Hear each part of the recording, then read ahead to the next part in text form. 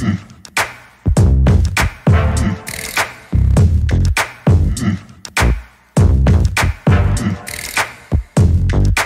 is the Des and Will Show, a sports podcast hosted by Des Lamar and Will Redd, produced by Apollo Carter Entertainment. And now, here's your hosts, Des and Will.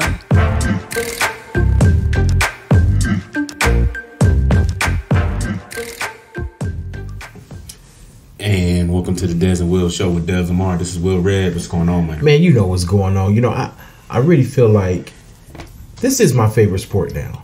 The NBA. The NBA? Oh, no, you mean basketball. Your favorite sport. Your favorite league is the NBA. Okay.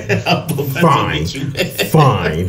Correction. Hey, how many times have y'all you got me like So, you know what? Since you want to go there, my favorite only thing for basketball is the NBA. I don't like none of the basketball. Shoot.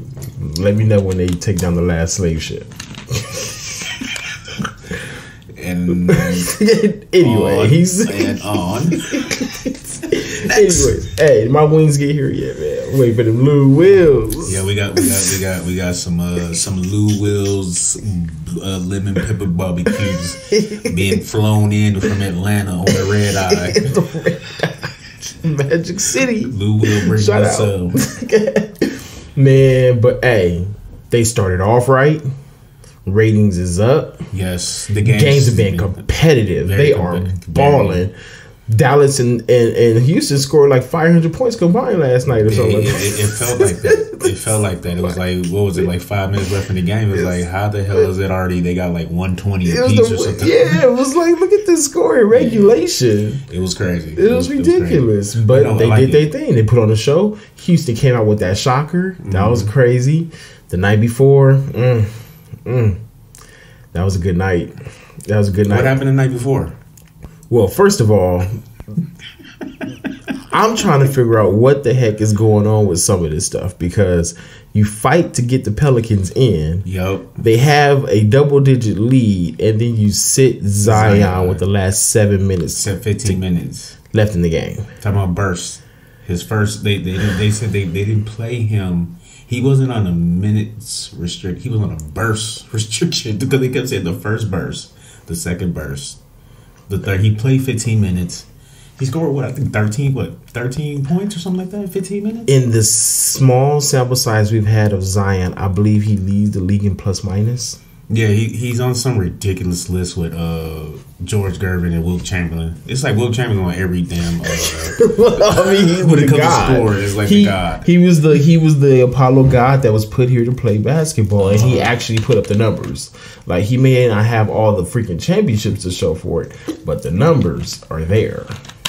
Yeah, but as far as Zion goes, I mean, it's obvious that he is a special talent. Yeah, he's special talent. But it's one. I'm just the minutes restriction has me a little confused, being the fact that he hasn't been playing in 4 months. Yes. So I'm trying to figure out what's wrong with him. They're managing his time. Remember how Philly did Ben Simmons? Okay, but Ben Simmons didn't have a 4 month. Ben Simmons had like he 2 was years injured. off. He was injured. So I don't know. This is the NBA, and there's two sides to it. So I'm kind of like, I kind of understand what they're doing. Like, this is an investment for me. If you're trying to make the playoffs, trying to make the playoffs, you don't pull one like that. You know what I'm saying? You got a double-digit lead, like you're about to win a game. You need to win this game. So even if you have to sit him for maybe 2 to 3 minutes and bring him back in with 4 minutes to go, then do that. But don't sit him for the rest of the game and you lose the game. Yeah, that's the thing that caught him. It would have been nice if they did something like play him 6 minutes in the first half, and they'd be like, okay, it's gonna suck, but then they could have at least just unleashed them in the fourth. Something. They could have better game plan. I mean, you got to do something. I don't know. Okay, so we're gonna bring this up. I mean, I hate to go off change from Zion. Yeah. But we was watching this Houston-Dallas game last night. And you brought something up, and it was confusing as hell. I was trying to figure out how is the tallest cat on the court at 7'3", Porzingis, out there in 3-point land. La La Land, in James Harden land. When he is literally the tallest dude on the court by like almost 7 inches. It's ridiculous. It's the amount of inches when he raises his hand to call for the ball is compared to everybody else on the court. That was on the court with him last night. It's significant. Yeah, that was on the court It's with him significant. last night. Why is he standing out there? And maybe I would understand if it was a scheme that they were running and PJ Tucker is out on the wing or whatever, but PJ Tucker was playing center defense. He was in the paint. Yep. Why are you not in the paint with your hand up like throw the ball up? But see, that's not you can't sit there and say that's on him. That's more that's the scheme. Yeah, you know what I'm saying? So Rick Carlisle.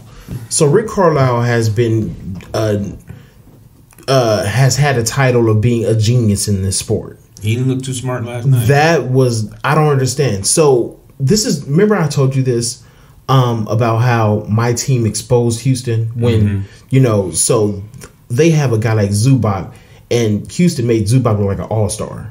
He was just running into the middle and calling for the ball and they were just throwing it up. And you can't do nothing with that.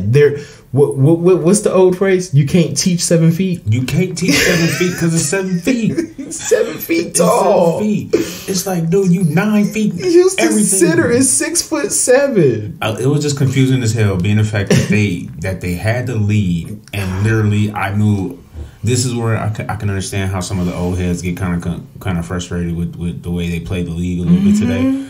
But it was an easy way for them to end the game. So easy. They could have literally just ended the game. You're throwing it in there. He's either going to get fouled or he's going to execute. He's an excellent post player. Exactly. So they're using him completely different than when he was with the Knicks. Or maybe they're trying to before you no, go ahead, sir. Do you think maybe they're kind of not doing a restriction on him, but kind of trying not to get him beat up as much? I don't know what they're trying to do in that regard. I just know that they're going to have to change that up.